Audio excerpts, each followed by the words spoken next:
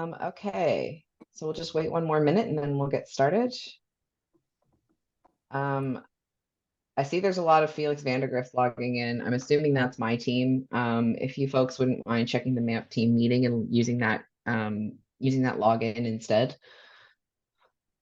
Because if not, there's going to be like 10 Felix Vandergrifts.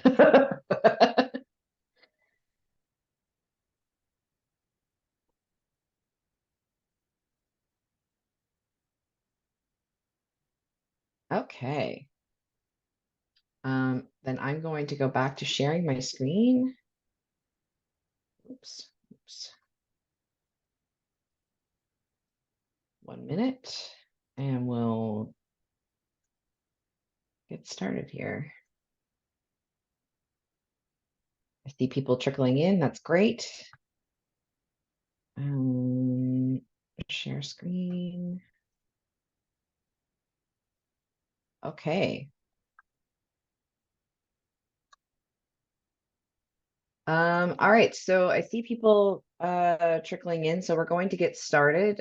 Just for folks that need it, there is simultaneous interpretation. You can see on the bottom of your screen, there should be a little globe icon. If you click that, it will take you to the English or the French channel where we have Marcello doing some French interpretation for us today. So please put in the language of your choice you would like to listen to. And just for people on the call, my name is Felix Vandergrift. I use he, him, or they, them pronouns. I am the outreach events officer with the Federation of Canadian Municipalities. And we are here today to talk about collaboration. So I just have a little sort of quick introduction slides and some housekeeping items. So if you don't know about FCM, this is a little overview. We've been the national voice of municipal government since 1901. Our current members include 2,100 municipalities of all sizes and from Canadian cities to rural communities. And we try to assemble each year to address and set FCM policies on key issues that are facing municipalities. So we do deal a lot with rural municipalities, but that's not our bread and butter, which is, I think, really sort of the reason that we're kind of getting together today. And then a little bit about the MAMP program. So the MAMP program, which is the Municipal Asset Management Program, is an 8-year, $110 million program that was funded by Infrastructure Canada. And it was designed to support municipalities of all sizes. However, its main focus was on smaller municipalities with key funding going to grants and training opportunities to optimize services and make informed infrastructure decisions. So MAMP's mission is to develop the capacity of municipalities so that infrastructure investment decisions are being made through stronger asset management practices using reliable data. And then quickly, so how does MAMP foster collaboration? So over the past 7, I suppose now 8 years, MAMP has provided grants to local governments that support projects. We have also, there was also focus in some of our grant offers on applications that had collaboration as a component to increase municipal capacity. As well, there is working with delivery partners such as CNM and AIMNetwork, who are AIMNetwork is present on the call to build awareness of asset management, and the goal there being offering sort of regional context in that asset management training, and technical assistance as well, offering increase internal capacity within municipalities through some training opportunities, different touch points, but also resources and events. So we have lots of resources available for folks, and we do have some links and QR codes to that at the very end. And events where folks like Bill have been present to talk about collaboration and do some more sort of informal connections through events. Sorry, I'm just realizing I'm on the wrong presentation. I mean, that's a really great, nice little like map intro, but sorry, my apologies. Where did that one go? 2 seconds, folks. So sorry. I'm on the right track, just with the wrong presentation. Um, uh,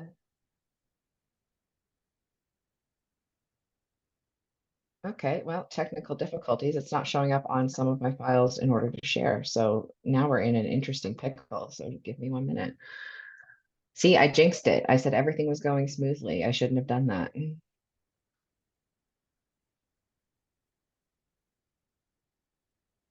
Maybe now? Yes. Okay, perfect. Sorry about that. Can everyone see that one? Am I getting a thumbs up? Anybody? Yes. Yeah. Okay, perfect. So sorry. Um, Okay, so yes, a little bit of housekeeping. There is simultaneous interpretation, as I said. You should also see a little box that says Q&A. If anybody has questions as the presenters are doing their presentation, please feel free to put them in the Q&A box. Those will be answered at the end. But also if you have any sort of questions or things to put into the chat box, we are also collecting them there. I also just wanted to quickly say that I am joining today from the unceded and traditional territory of the Mi'kmaq, Maliseet, and Passamaquoddy people, which is known as Mi'kma'ki, which spans Nova Scotia, Newfoundland, Prince Edward Island, New Brunswick, and parts of Quebec. I would love it if people could join. You can see my speaking notes. Lovely. Thanks, Sarah. I was wondering if people could put in the chat where they are joining us from today. That would be great. And if you happen to know the name of the traditional territory you're on, that would be lovely as well. So we did that. We also, this is one place that I didn't touch on, was this is sort of the programs that developed through that we've developed through FCM. So there's the Green Municipal Fund. Folks might be familiar with that one. There was a previous program, MSIP, which is the Municipal Climate Innovation Program. There's MAMP, and then these light green ones are the new upcoming Local Leadership and Climate Adaptation Program, which some of you may have already seen. We touched on that. Okay, quickly, today's agenda. So we are going to talk a lot about how collaboration can strengthen your municipal asset management journey. I've mentioned a little bit about Bill already, and Matt surprised us with Debbie, who's going to be speaking on some sort of regional context from her perspective in Newfoundland and how municipal collaboration has strengthened her asset management. We are hoping that after this webinar, participants will be able to promote greater collaboration across their own departments in their own municipality, considering establishing and strengthening cross-functional asset management teams, both in their municipality and with others, and identifying asset management training opportunities that could lead them to attend or be completed as a team. And we hope that you feel empowered to call other municipalities to troubleshoot challenges, share tools and examples, or pursue joint projects. Okay, so I'm going to hand it over to Matt. So Matt Delorme is joining us from AIMNetwork, which is the Atlantic Infrastructure Management Network, which is a nonprofit organization that assists municipalities in Atlantic Canada with long-term service delivery planning. Through the levels of service, risk, and capital planning. So Matt is an engineer in practice, and I suppose day to day. And Matt's focus has been designing heavy civil infrastructure projects for municipalities and provinces with specialty in channel and wetland design. And Matt's joined by Debbie, who is a town clerk at Rocky Harbor, Newfoundland, which is just outside of Grossmore National Park, which I believe was part of a collaboration in asset management. So I look forward to hearing from you folks today. And on that, I will hand it over. Now, Matt, I can share my screen or you can share yours, whichever works easiest for you. I'll share mine just to because then it's easier to manage the Perfect. slideshow. Okay, is it up? Yep, that looks good. It is. Okay, so we're over here at AIMNetwork. We are big proponents of municipalities collaborating together. So really the focus of this for all of you on the call is looking at municipal collaboration. You know, what's in it for you? Because we believe that all asset management things should make life easier, not harder. Felix, you have already introduced us, so I can skip by that. I just wanted to give you a bit of context in Atlantic Canada about why we feel so strongly about this collaboration. So there's about 500,000 square kilometers and only 2.5 million people. Compare that to a place like Ontario, about, if I'm remembering right, about twice the size with about 14 million people. So we're very geographically sparse. What that means is we have a lot of small and rural municipalities. So I think what I'm going to say actually applies to many areas across the country, because in those provinces with big population centers, they're all stuffed down by the border. So they also have places in a similar situation to Atlantic here, where people really have, you know, limited resources and funding. Historically, growth has been low or declining. Really limited tax revenue to support aging infrastructure. We also have a really large coastline, so climate impacts, and when we get those post-tropical storms, can be really hard on our infrastructure. So the way that we support it as AIMNetwork is we run workshops and training programs. We do cohort learning groups. So far through the MAP program, we've delivered it to 35 municipalities, 80 participants. We've recently run some climate cohorts, which are like our regular training cohorts, but a focus on climate adaptation and management. We help with community engagement, direct technical assistance. Our friends at AFMNB, which is the Association Francophone Municipality de New Brunswick, they take our tools and resources, translated into French so that we can reach communities up in the northern part of New Brunswick. All of our tools and resources are free for municipalities, and they're also open source. So there's no, you know, the calculations and things are all open so that you can have a look at them. And we also run conferences and seminars in Atlantic Canada here to promote asset management awareness and technical education. So going through what some of those, like a case study of what some of those collaboration projects look like. Our cohort training programs will bring together 4 to 8 municipal groups who are in the same region, run it through 5 workshops to build policies, look at level of service, develop risk assessments, and build capital projections. That way, everyone in the same region has a standard mapping and data approach, and we've actually have the data sort of structure that we use is being used in about 100 municipalities in Atlantic Canada, which makes it really easy for people to share information and their strategies to address challenges. We also really encourage municipalities to keep in touch with each other and continue networking after the cohort is complete, because they've worked through developing all of those things together as a group. With direct assistance, again, much of it funded through the MAP program. It's when communities decide they want to build an asset management program. We'll often work with them to partner up with other municipalities. So even though it's a direct technical assistance program and not an official cohort, they're actually working together so that they can share their challenges and solutions with things like level of service, risk assessments, and funding challenges. That also brings them a higher funding threshold, or it did through the MAP program while it was on. So it was a lower cost to municipalities, but most importantly is they had that opportunity to share their experiences and solutions. And it's something we find is exponential. You know, having 2 communities that doesn't make it twice as easy. It's the more people you get in, the faster those solutions come together with the more minds in a room. Last thing here before I hand it over to Debbie is that we're running climate cohorts in each province here in Atlantic Canada, of which Rocky Harbour was one of them. 3 to 7 communities participated in it, and they're looking at regional concerns from or common regional climate concerns, and also partnering up to do group community engagement. Some of them are through big climate summits, some are through town hall meetings. but they're getting the advantage of getting more information in the room and not working in silos, because climate doesn't care about jurisdictional boundaries. With that, they also went forward and built a regional technical project together.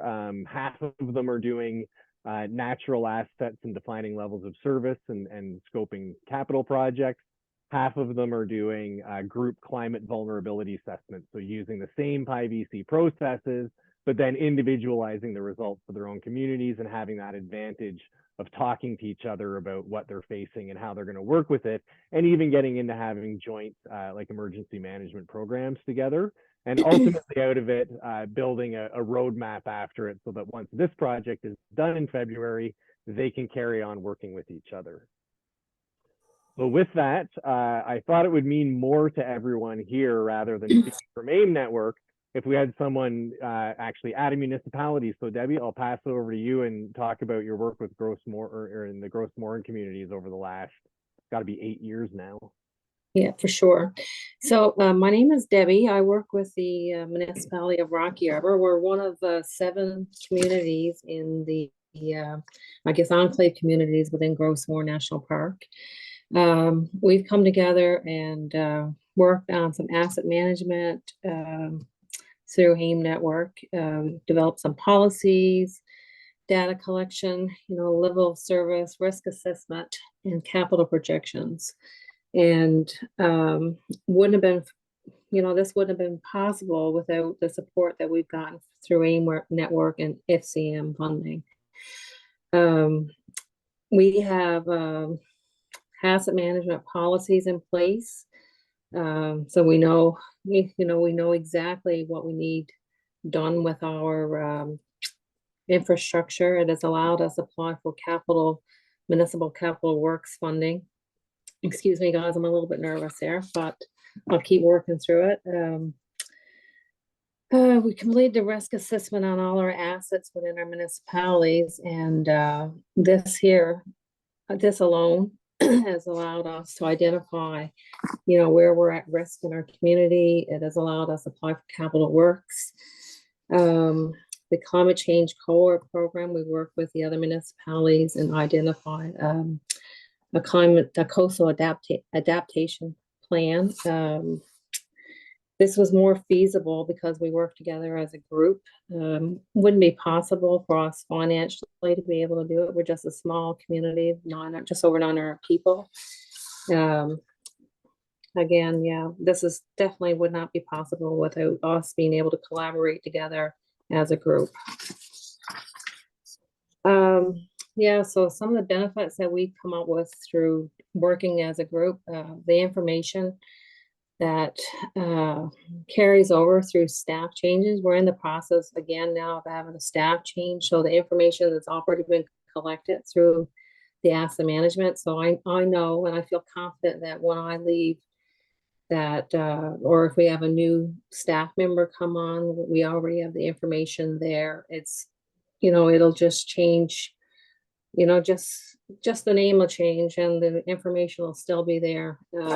We've had opportunities for municipal training throughout the region. So if we have a training session that comes up, just recently we had SCBA training, so we open it up to all the other municipalities. So, again, working together really benefits the communities. Bringing in one trainer benefits everybody in the region financially. So, and we do a lot of information sharing through finance, procurement. We got questions, we pick up the phone, we call each other, we ask the questions. We have very similar issues geographically. We're very similar. We service our our population and demographics are very similar in our region. We have shared goals with tourism and economic development. We service approximately 200,000 people in our region through the summer season. So this creates a lot of opportunities in our communities. So we share, we feel like we need to, not we feel like we need, we gain when we share with our other communities. So collaborating is awesome. We got a unified voice with the provincial and federal government. We always got the ear for the for one of the ministers, you know, when we're working together on a joint project. So definitely, you know, we're definitely winning when we work together on these funding applications. And we assess common climate risks. So geographically, we live in along the coast. So we're all affected by climate change, by flooding, by landslides, by coastal erosion. So definitely a benefit to be able to get together and collaborate together as a municipality. Okay, thanks, Debbie. So I just wanted to, yeah, thank you very much for that. And I just wanted to close off. I mean, Debbie, you covered most of these things in your talk. Thank you.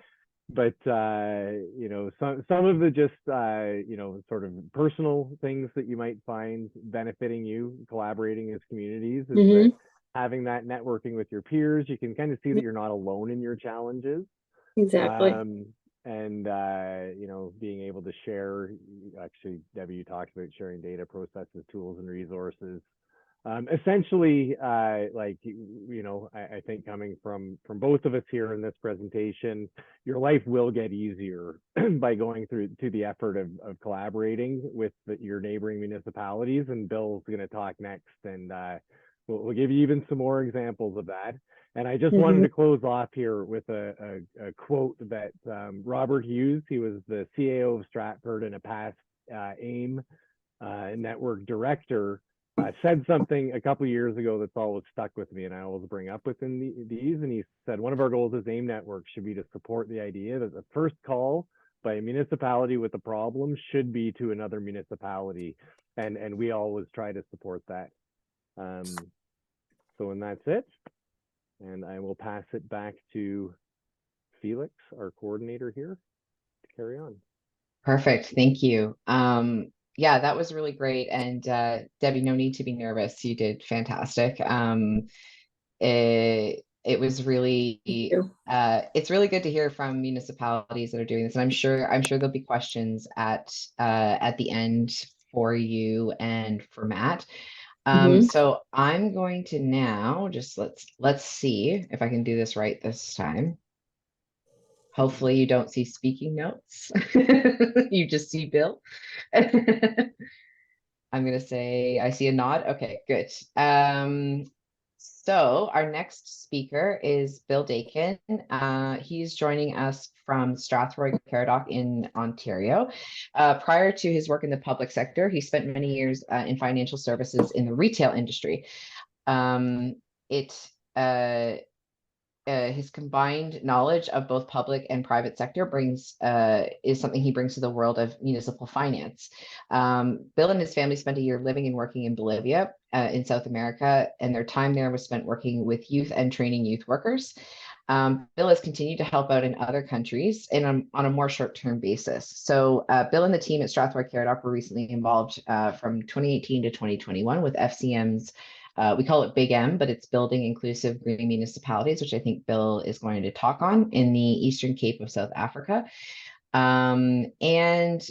He's now been tagged, I think, for the technical working group and for FCM, as well as now you're just sort of like in a little bit of everything. So I don't spoil everything, I'm going to stop sharing my screen, Bill, and give it back to you. To share yours and add a spotlight for you. And take it away. Can you hear what? No, I just see double click to enter full Why don't screen you- mode. Felix, if you have it, why don't you just show? Okay. And that will make it easier. No problem. Just 1 second. Let me get it back here.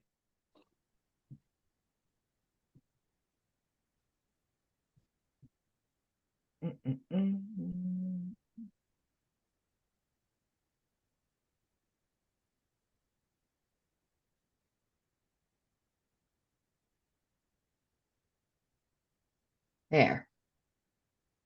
Great. Thank you again for this opportunity to share. My journey is going to be the tale of two cities. First up is sharing across the local county lines here within Ontario with the town of Petrolia. And then our second opportunity is Felix has already alluded to, is we had the opportunity as a municipality to be involved in an international exchange program through FCM down in South Africa with a municipality called Mbazana. So we can move on to the next slide there. So you can sort of see obviously vast difference in travel times. So with our work in the first community with Petrolia, it was basically about 50 kilometers.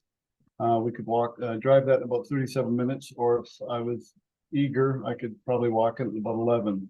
Whereas Mbazana, a little different story, almost 14,000 kilometers separated us. It was between 15 to 18 hours on flights, depending on where we traveled from. If we so choose, we could have followed that red line with a submarine and drove for 6 days at 100 kilometers an hour and got there, or really put on scuba tanks and walked for 116 days at 5 kilometers an hour. We could have made it to Mbazana. Neither of those opportunities I took other than the flights. We'll just move over to the Petrolia story now.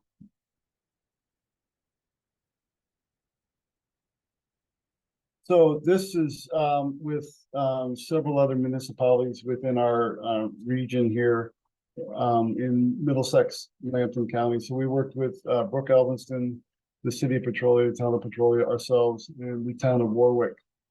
And it was around using the MAP money. We called ourselves the Coalition of the Willing, and we collaborated over these county lines to sort of take the first stab at our asset management plans here in Ontario. Each of us brought to the table a different skill set, and so we were able then to work. So we can move to the next slide. We were able to move to making things work, and I came across this old proverb. It said that a vision or a strategy without a plan is just a dream, but a plan with a vision is just drudgery. But a vision with a plan can change the world, and that's what we hope to do with our collaboration with those 5 municipalities. We'll move on to the next one. Slide. So here's sort of just high level what we were able to accomplish. So what we did is we came together as partners, leveraging off each other's learning and experiences. Brook Elphinston, population about 2,500, focused on the education, AM policy, strategy development, multi-year capital project development. And they were working with the University of Waterloo here in Ontario. I guess the lead would have been Petrolia. They were about 6,000. They focused on long-term financial planning using an Excel spreadsheet developed in-house. They actually, there is an association here in Ontario called MFOA, the Municipality Financial Officers Association, and they have that long-term financial plan up on their website if you want to access it. So they sort of focused on the financing of the asset management plan. We were the larger of the municipalities involved, almost 21,000. We focused on levels of service. And again, we were working with Waterloo as well on sort of pulling those things together. Warwick, just about 4,000 in population, focused on the development of the policies and then some new regulations as well. We all worked through the FCM as we tried to sort of gather together. And FCM was very receptive to the idea of us pulling it together. One of the biggest things, obviously, out of this initiative was knowledge sharing. The municipal partners, we assisted each other. So Petrolia would assist other municipalities in implementing that long-term financial plan. We provided different levels of service to the ways that we did our levels of service here at our municipality, and worked with those partnering municipalities in assisting. So at the end of the day, what happened out of this collaboration was we each came forward with our own asset management plan that was sort of reviewed or peer reviewed by the other municipality in their strength area. So all in all, it was a very positive experience. We all ended up with our asset management plans, but more so had some accuracy. All of us were in the same boat. We really only had limited staff that could time that could be used for this. So what this did is allowed us to leverage the other municipalities' staff time to use in our areas. We'll move over now to our exposure in South Africa. This is sort of what the landscape looks like when you land in South Africa and Botswana. Very different experience from working across the county line. Obviously, one of the things is language, but more so just culture. So as we move to the next slide, you can sort of see some of the challenges. What was very unique about our experience was geographically, we're about the same compared to the South African community that we were dealing with. Both have very vast rural areas. We also, the very interesting thing was we both at that time had women mayors for our communities, which was really a neat experience. And that's the picture of the two mayors there. One of the things that we found was mentorship is essential, but it's delicate for cultural and economic and social reasons. And so one of the things that we worked through with the South African community was being able to share best practices and not necessarily how to accumulate those or act on those best practices, because obviously the culture, even skill set, all sorts of things are different between those two communities. And so one of the things that we were able to learn from even South Africa, one of the things is you kind of blindly go into these things thinking you've got a lot to offer, but at the end of the day, we came away with more lessons learned from South Africa than I think I was able, or we were able to share with them, which was really neat. And so one of the things that we really worked on was their asset management plan. We were really tasked with economic development, but we all know without a good solid infrastructure within your municipality, economic development is not really going to get off the ground or take hold. So very quickly, when we were working with them on the economic development piece, asset management became a forerunner in that. And we were just so honored to be part of that program. And like I said, with collaboration, one of the things I've learned very quickly is you end up coming away with more lessons from your partners than I feel personally you're able to offer to others. And so it's really a humbling experience, both to work across those county lines to see the skill sets that others within your counties and municipalities have, but even more so when you move into an international setting.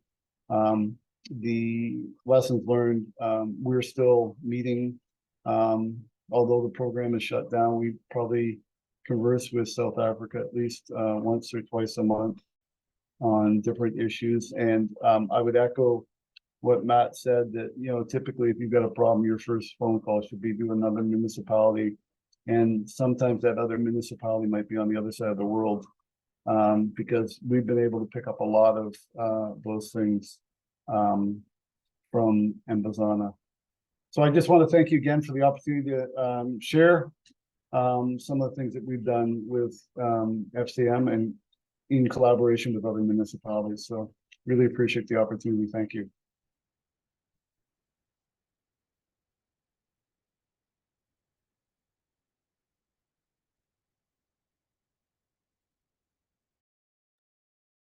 Excellent. Thank you so much. Thanks, Bill, for that. And it's kind of something that I was really taken with when the first time you presented, when you spoke about, you kind of went to South Africa thinking like, we are going to be giving all of the information to this group, but actually it turned out it was really a two-way exchange, and continues to sort of be so to this day. So that's really, really cool.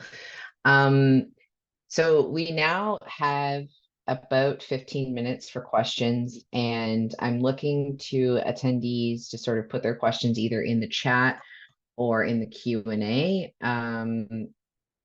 It looks like, okay, so we have one question from Mona, and what I'm going to do here is I'm going to, just one second, and spotlight and spotlight. Okay, so all the speakers are spotlighted. Mona asks, how did you guys find your partners in these projects?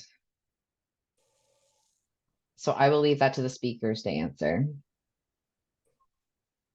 I can take that first. I think for us, with the local involvement, it was basically, we had sort of regional treasurers meetings, and it came up. Actually, it was the treasurer from Petrolia that sort of brought up the idea, why don't we apply for this MAP grant together? And it was sort of organic, I guess. The other one, to be honest with you, when I was applying for the MAP grant, as part of FCM, I saw the little bubble over on the side about international opportunities, and was a little bored with filling out my MAP grant. So I clicked on the bubble, and next thing you know, we've submitted an application to get involved in international. So that was probably even more organic than the first one, but that's kind of how we stumbled across those. And it's a natural thing for us. Like, I think we continue, even with that group of treasurers, we continue to sort of find ways to collaborate. So I think once you start it, it just becomes very addictive. Excellent. So I'll look to Debbie and Matt if they want to answer that. So, yeah, you go ahead, Matt. Okay, I was going to say that AIMNetwork, as the kind of support community of practice out in Atlanta, because we recognize the need for this. We do a lot of outreach and put a fair bit of effort into trying to assemble communities and find places with common issues to get them together, and we build programs with that in mind. But I did want to hear from Debbie, because I've ever since I've met the folks in Gross Mourne, they've always had this going, and I don't know, maybe you could speak to how that actually started in your communities, because you were kind of already there working together when AIM came along. Yeah, we've been working together for a number of years, and we partner with the Gross Mourne Co-op Association. So the Co-op Association works in collaboration with Gross Mourne National Park. And they actually, if they see something that they feel it's going to be a benefit to the municipalities, they'll approach us. And so when we did the municipal asset management, we were approached by a co-op, and they set us up with AIMNetwork, and the rest is history basically there, because Matt and his team and Daisy have been phenomenal in helping us be able to do some of this work. Again, like we wouldn't have the asset management plans in place, the policies in place, without the support that we've received from AIMNetwork. Yeah, and we've been, again, too, as a region, though, we do collaborate on other initiatives, like in terms of our emergency management planning. It's not only, asset management planning. We collaborate on other things that are affecting our region as well. So working together, absolutely, you get more done working together as municipalities with other municipalities. So I'm just going to ask a quick follow-up, because I'm wondering, just hearing that, does the common sort of support for the tourism flow through Gross Mourne Park, does that sort of add to your community? Oh, definitely. Yeah, definitely. It definitely adds to our ability to be able to work together. Definitely. Tourism, I guess, is one of our biggest driving factors here. So working with the co-op has definitely been a benefit for our municipalities. Oh, okay. So we have another question. Did you face any challenges during collaboration without municipality? Um, I'm going to assume maybe it's with our municipality, with other municipalities. Oh, okay. Sorry. Yes. Thank you, Sunshine, for clarifying. So did you face any challenges during collaborations with other municipalities is the question. From our point of view, no, not really, other than the geographics, like, you know, our location, I think the square kilometers is probably like we're 1,800 square kilometers. So, you know, being able to get together, you know, that sometimes poses a challenge because of the geographics. No, I must say we really we work well together. We do, we work well together. If there's any, you know, any questions or concerns or anything, we just, you know, we're an email away now. So we just like a little flick of the email and, you know, we're all kind of responding to each other's questions. So in the past, maybe like years ago, but I think things have evolved and people have evolved, and they definitely see the benefits of collaborating together. I think for us, same thing. I don't think, I think everyone, one of the reasons it was called the Coalition of Willing is because I think everyone was willing to be part of it. And I think, anytime there was issues, I think the benefits well outweighed those. And so I think that kept the progress moving. Even with, the work in South Africa, the last probably year and a half of that was done, primarily on Zoom. I think we used Zoom before Zoom was really, I should have bought shares in it back then. Because had we known, and to be honest with you, that was even during the times that we could travel back and forth, on the off months and stuff when we weren't involved, we were using Zoom, and that levels the playing field pretty quick, and allows some of the things that might be hurdles, such as distance between municipalities and stuff, to be leveled. And I think even now that we've all sort of become used to these video conferencing pieces, I think we even remove a lot of those barriers. Yeah, and I just from the number of groups we've worked with, one interesting thing, this is not a challenge, this is actually a benefit, is that with you know, kind of joint services and being able to partner up with other municipalities, I often hear people a bit wary about it because they're worried about jurisdictional issues, and especially when we start hearing things out here like the A word, you know, amalgamations, people get very panicky about it.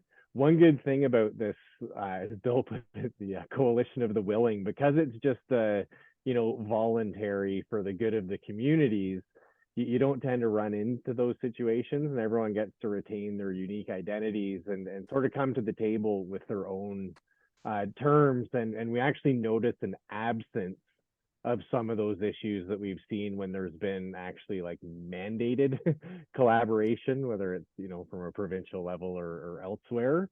And the only real issue I have seen, though, is that we like to see, like in some of our bigger projects, either communities all at the same level or one lead community that's kind of, you know, the thin edge of the wedge.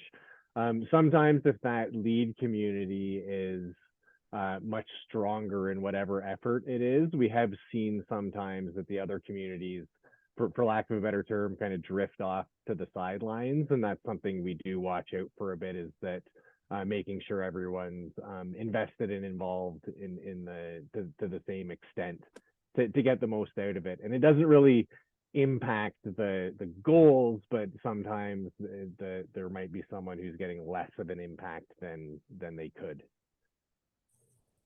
Perfect. I'm going to, oh, sorry, there was a question about copy of the recording just for everybody, because I got a little discombobulated with the presentations. A copy of the presentation and a copy of the recording is going to be going out to everybody who registered about a week or two afterwards. So don't worry, you'll have all of this available to you. So I'm going to go to Cindy's question. I think you kind of answered this a little bit, Bill, but do you get together in person or work through online meetings? And is it difficult to find times that all participants are available to meet? And how do you deal with that? So I would say for the local group, it was the majority of our meetings were in person, obviously prior to the COVID piece. So we met most of them in person. We tried to sort of schedule ahead. So obviously our first meeting, then we brought our calendars, made sure everyone was bringing their calendars. We kind of set up a schedule of meetings. So people were able to carve out time to get together. As far as the Embazana one, it was virtually, most of it was virtual, although we did have, I think about every 3 months we were traveling one way or the other. They were either coming here or we were going there, which was really helpful. But in the in-between times, we did it virtually. There we had a 6-hour time difference, which was lots of fun.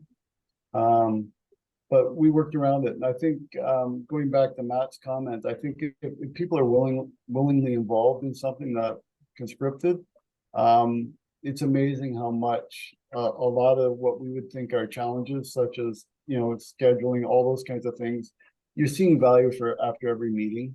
So you're kind of excited and wishing the next meeting would come a little quicker. So I think for the most part, when there's a willingness to be involved in something, as opposed to being conscripted to it, I think a lot of those challenges as far as timing and scheduling, all that kind of stuff, people get very creative on getting together.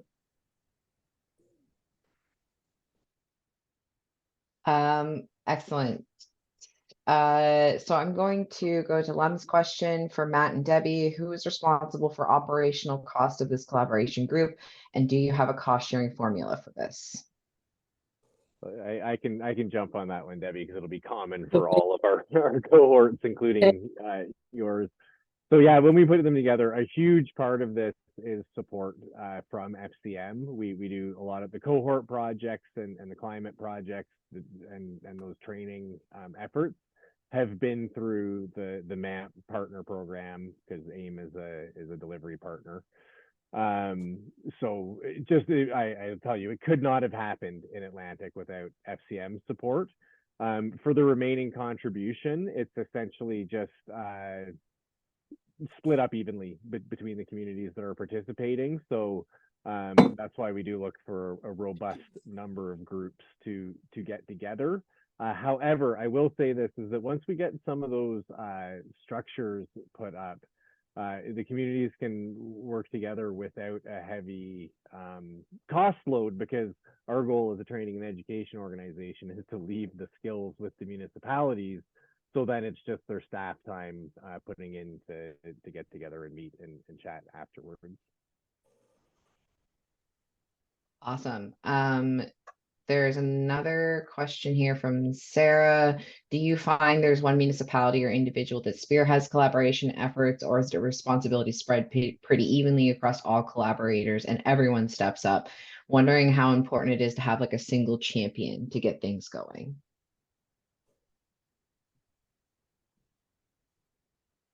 No, I'll jump in with that as well and just say it's very important, particularly as, like I've been saying, we put programs together, but we're a training facilitation organization, right? We don't, we're not there when the project's done, and we always look for, at least, one person in an organization, or even better, several key people from each of the partnering communities that are passionate about whatever the issue is that we're addressing, because otherwise it just doesn't have staying power after the work's done through that program. Yeah, and what I've noticed too, most of the time, it's the town clerks or the town clerk managers that are probably spearheading it for their communities. They see firsthand what's happening in their community, so they're the ones that probably identify a need, and when the need arises or when the program arises and they're approached, they're right ready to jump on it because they know that it's going to be a benefit to their municipality. And I'm very sad because Debbie has been one of those people, and she is soon going to be departing her position at Rocky Harbor, and it's Very soon. a 3 great, weeks. a great loss. Yeah. Because she has been fantastic and instrumental in any of the work that we've done up there. So thank you for that, Debbie. Oh, you're welcome. Thanks, Matt, for everything. Bill, do you find the same thing, or is it kind of spread out a little more? I would echo what Matt says, that within both of those experiences that we've had to have champions within each of the organizations. And as far as lead goes, with the one that we did, the Coalition of the Willing, the treasurer from the Petrolia sort of was the spearhead of a lot of it, and then he would collaborate, bring all the stuff together. So I think there's an importance to have that person. But I think, again, going back to the collaboration piece, I think what you find is it's more or less a leader amongst equals that works really well. We all sort of pitched in and everyone pulled their weight. And again, it goes back exactly to that idea that it's a willing participation as opposed to conscripted participation. I think that works really well. Awesome. So I've got one last question for the group, but I'm going to answer Mona's question very quickly here. AIMNetwork only provides services to Atlantic Canada, and if so, what would be an organization in the prairies that might serve the same purpose? I know that there are provincial and territorial associations for asset management and communities of practice that are a bit more regional. I think there's asset management Manitoba, and I feel like there's one in Alberta as well. But if you want to, Mona, I can I'll send you my email, and we can find the right person to send you the information for that. And then a group question here that I want to end on that I think is a good one. And then please, folks, if you can, just stay until the end too, because there is a little bit of a poll and then a few like follow-up things. But this question's for the group. What is the process to start if my municipality would like to seek help and collaboration to develop asset management strategies or asset management plans? And I think that that's a really great question to like close out on.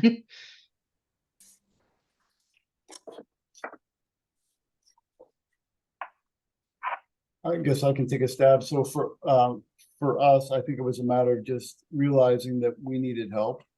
We weren't going to do this on our own, so we need to start somewhere. So again, going back to our work with Petrolia, I think that was key, and sort of it just became a sort of a natural conversation with a group of us from the area that got together regularly, just like quarterly checkups on what's going on in the area. And it just naturally blossomed out of there. So I think use some of the alliances you already have as a way to sort of springboard it. Nothing is new. I think, especially within municipalities, that's one of the things I really enjoy, is that we're very open to sharing what's going on. And so I think it's just a matter of finding natural groups that you're already involved in to start those with.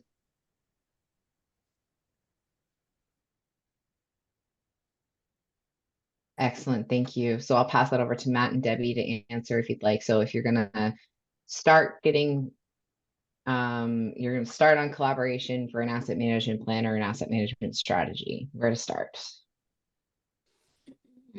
Well, I guess you start with your people, your resources. You reach out to your people in your region, ask them, are you interested in partnering? And from there, maybe if you're blessed to be able to have AIMNetwork in your back door, in the background there to be able to help you out and help you through the process. But first of all, definitely reach out to the people within your region. their chances are they're going through the same things that you're going through. They're wanting to be able to, identify the assets that they have, and what better process to be able to do it than through this program that FCM offers. Yeah, and I was just to add on to that, is that it's really helpful to understand where you're trying to get to as you put the kind of map together to how to get there. So there's a few different resources with that. There's you can find something online called Asset Smart 2.0. If you send us something through the AIM website, we actually have a like asset management plan roadmap tool that helps you to assess where you're at and where you want to get to. And a really good exercise would be, if you had some interested people in your area, get together in a room for half a day. And so you can just write us on the website and say, hey, I'd like your roadmap tool, and I will email it off to you. And work through it with them and see where you have common areas of need and interest. And then you can look at, what parts are you going to address individually, and where are you going to partner up and try to tackle things head on where you have those commonalities. That'd be a really good place to start. It just gives a bit of structure to the conversation, and sort of see where everyone, I always look at it as a Venn diagram, right? Like, everyone has what they need to do and what you look in collaboration, or where are those overlaps, and grab those pieces and then partner up and work together to build them up as a team. That's awesome. Thank you guys very much. So I'm just quickly launching a poll here that I would really appreciate if folks could answer. There's 4 quick questions. As I see people starting to drop off, I'm very cognizant of people's time. We will be ending at 2, but if folks wouldn't mind answering these questions for participants, just on a little bit, this helps us kind of track how we did and ways in which we can assist folks in the future, and sort of topics of interest in upcoming webinars. And then I'm just going to share a few quick resources, including another upcoming webinar from the GMF team. And then we will say thanks and sign off. So if folks wouldn't mind clicking through those questions. Fairly simple, but yeah, thank you very much to Debbie, Bill, and Matt for all of your info today, and walking us through sort of how collaboration has sort of worked for you folks, and what it seems to me as though it seems that, like, when there's a sort of connection of people that want to come together, it really does sort of work well, and you make it work, which is really nice. And I think that's really beneficial, and it makes it look forward to the future of working together with groups, and makes it easier to kind of have those people in your back pocket too, right? So you know who to go to. That was one of the things I remember from Sherry when she was speaking on it, was you might not necessarily have the right person to start, but you get there eventually. And I know even Matt and Bill, when we had you two on a call, you're connecting on on things now. Okay, so thank you very much to folks who have answered the questions. We're just going to pause that there. And go to, so just for folks, and you'll get a copy of this presentation. This is sort of the Asset Management Insights on Collaboration that was posted on our website, that features videos, with videos featuring Bill and Matt speaking on collaboration further. There's also our Asset Management Resource Library, and that has sort of all of those resources, guidebooks, toolkits, everything that I mentioned at the beginning, including training opportunities. And there's courses offered not only that are posted on our website, but also through our partners like AIMNetwork, AM Ontario, and others. And then this is some information for the next webinar through GMF. So they're going to be doing a webinar next not next week, 2 Thursdays from now, on how to start reducing GHG emissions in community buildings, and highly recommend it. They do a wonderful job for their webinars. If folks, I think Anjali in the chat put a link there to register if you can't take a picture of the QR code. And I think, oh yes, and then there's some FCM Connect, which is where some people got the news for this webinar. And I will just end it there. And thank you very much to everyone who attended today. And thank you very much to our speakers. And I look forward to sort of continuing to work with you all on this topic. Thank